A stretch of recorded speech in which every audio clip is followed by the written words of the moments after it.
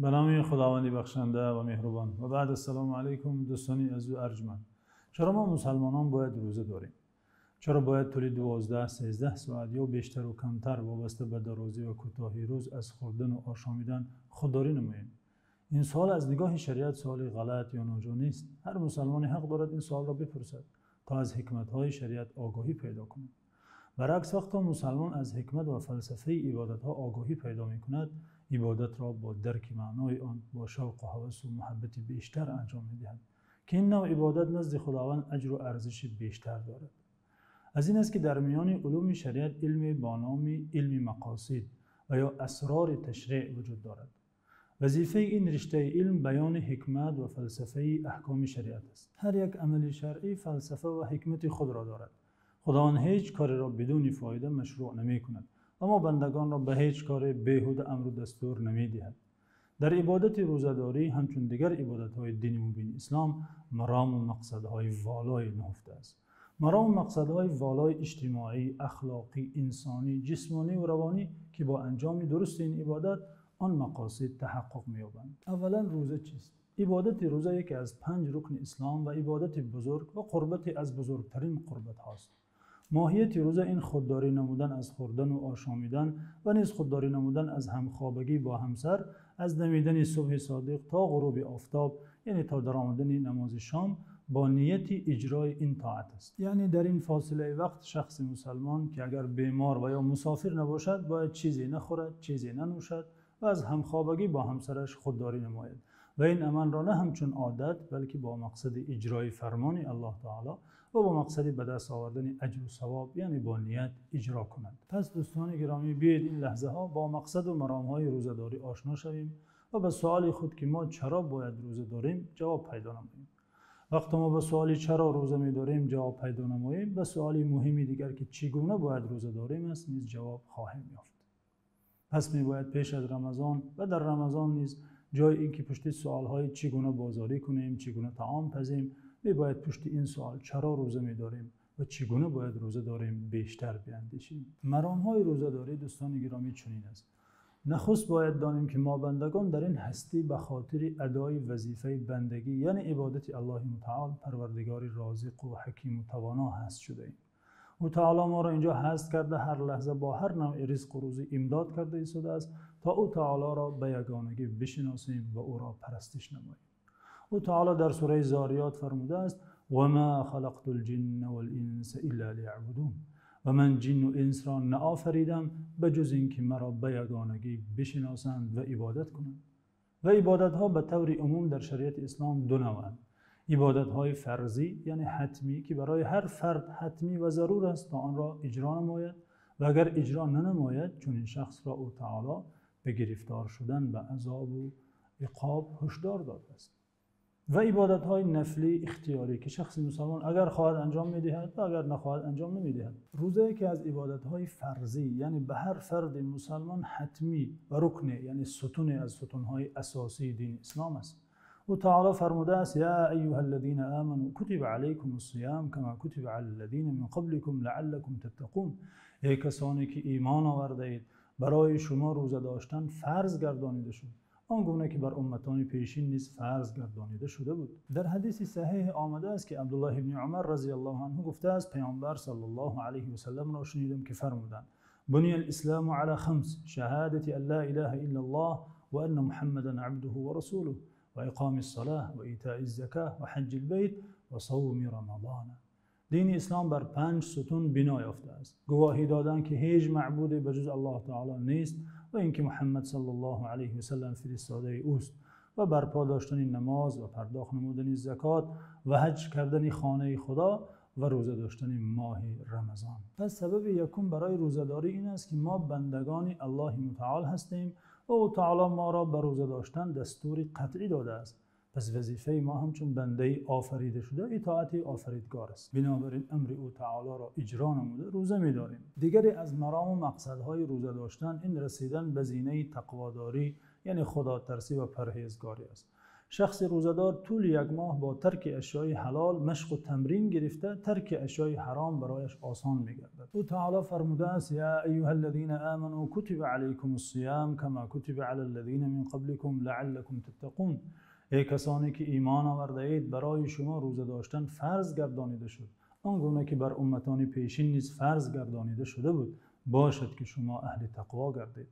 پس حاصل گشتن خصلت تقوا و رسیدن به این زینه اخلاق نکو که تاج همه اخلاق حمیده است یکی از مرامهای مهمی روزه‌داری است. زیرا گرسنگی و تشنگی به انسان ضعف می‌آورد و ضعف سبب کم گشتن خواهشات نفسانی و وسوسه‌های شیطانی می‌گردد که این موجب جلوه یافتن قلب و مصفا گشتن باطن و در نتیجه این اجرای طاعت‌ها و دوری از معصیت‌ها حاصل می‌گردد که مفهوم تقوا نیز همین است. دیگری از مقصدهای روزه‌داری دوستان گرامی آموختن خلق خویشتن‌داری و عملاً تعلیم گرفتن درس صبوری است.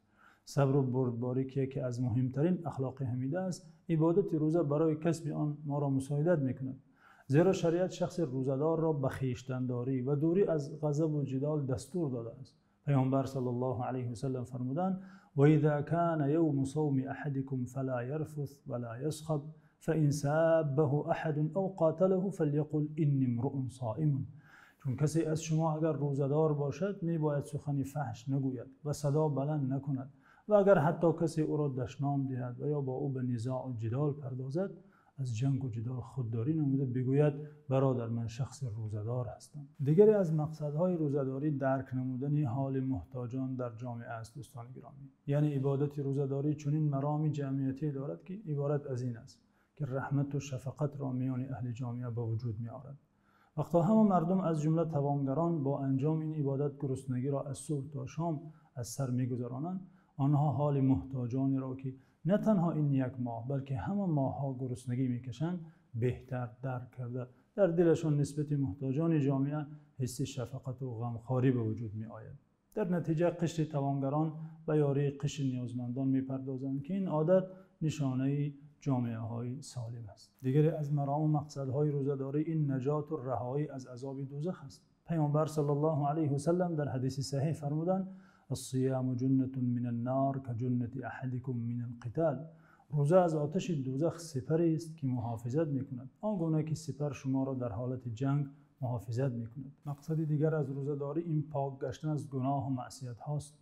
فرستاده خدا صلی الله علیه و سلم فرمودند من صام رمضان ایمانا و احتسابا غفر له ما تقدم من ذنبه. هر که ماه رمضان را از روی ایمان و به خاطر اجر و ثواب روزه دارد خداوند گناه‌های گذشته او را مغفرت می‌کند.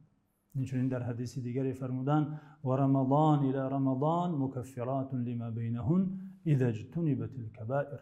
روزه‌داری ماه رمضان تا رمضان دیگر کفران سازنده گناهان است اگر کس از گناه‌های کبیره دوری جوید. روزه‌داری مکتبی بزرگ تربیت روح و نفس است دوستان عزیز. بنابراین دیگری از مقصدهای روزه‌داری این عادت کردن به پاکی زبان است. وقتا در طول 3 روز روزه‌دار از بدزبانی، از دشنام و فحشگویی خودداری می‌کند که باید چنین کند البته و سعی می‌کند از او گفتار زشت سر نزند تا اجر و ثواب روزه‌اش فاسد نگردد، در بقیه ماه‌ها این عادت نیک در او باقی می‌ماند. پس میتوان گفت یکی از مرام‌های روزه‌داری این مشق و تمرین به پاکسازی زبان است. مقصد دیگری روزه‌داری این مقصد تندرستی است دوستان عزیز. یعنی با روزه‌داری بدن کس از روغن‌های بازمانده در طول سال آنگونه که علم طب اثبات کرده است پاکیزه می‌گردد. دیگری از مرام‌های ماه رمضان و مقصدهای عبادت روزه‌داری این مشغول شدن به تلاوت قرآن است. تلاوت قرآن و تدبر آن یعنی اندیشیدن در آیات کلام الله. زیرا رمضان ماه نزول قرآن است. پیامبر صلی الله علیه و سلم و اینچنین صحابگان و سلف صالح در این ماه قرآن را بیشتر می‌خواندند، بلکه امامان پیشین درس‌های حدیث و فقه و دیگر مشغولیت‌ها را کم و یا متوقف می‌کردند و به تلاوت قرآن رو می‌آوردند. مرام دیگری روزه‌داری این مشغول شدن به دعا و مناجات خداوند است. در حدیث صحیح آمده است که پیامبر صلی الله علیه و سلم فرمودند ثلاثة لا ترد دعوتهم الصائم حتی یفطر. 3 دعایی است که رد نمی‌شوند. یکی از آن دعای روزه‌دار تا افطار کردنش است. در حدیث دیگر پیامبر صلی الله علیه و سلم فرمودند ان للصائم عند فطره دعوة ما ترد. همانا شخص روزه‌دار به هنگام افطار نمودنش دعایی دارد که رد نمی‌شود. مرام دیگری شریعت از این ماه پربرکت به عبادت زنده داشتن شبها با نماز و نیایش و عبادت هاست. پیامبر صلی الله علیه و سلم شبهای ماه رمضان را به طاعت سپری نموده برای کسانی که در این ماه تراویح و دیگر نمازهای شبانه نفل می‌خوانند مژده های بزرگ دادند. در حدیث صحیح فرمودند من قام رمضان ایمانا و احتسابا غفر له ما تقدم من ذنبه. هر که شبهای ماه رمضان را از روی ایمان و به خاطر اجر و ثواب با نماز زنده دارد، یعنی تراویح می‌خواند، او تعالی گناه او را مغفرت می‌کند. مقصد دیگری روزه‌داری این عادت نمودن به جود و سخاوتمندی و خلاصی از خصلت ذمیمه بخل است. ما مسلمانان می‌دانیم که باید در همه کار و رفتار با پیامبر صلی الله علیه و سلم اقتدا نماییم، زیرا ایشان را خداوند عزوجل الگوی نیک ما مسلمانان قرار داده و پیروی نمودن ایشان دستور داده است.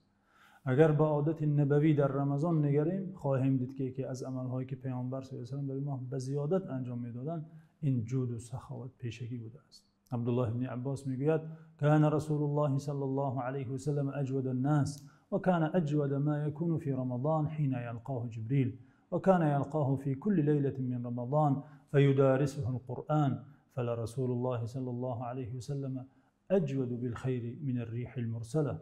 پیامبر صلی الله علیه و سلم سخاوتمندترین کس بودند و علی خصوص در ماه رمضان سخاوت ایشان بیشتر میگشت.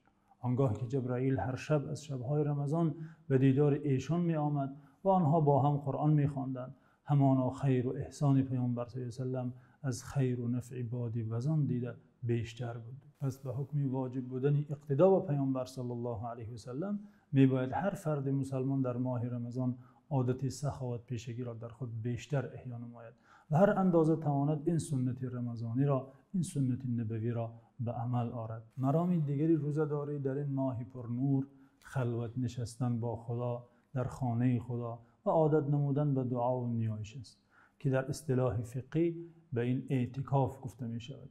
از مادرمان عایشه رضی الله عنها روایت است که گفتند كان رسول الله صلی الله علیه و سلم یعتکف العشر الاواخر من رمضان حتی توفاه الله.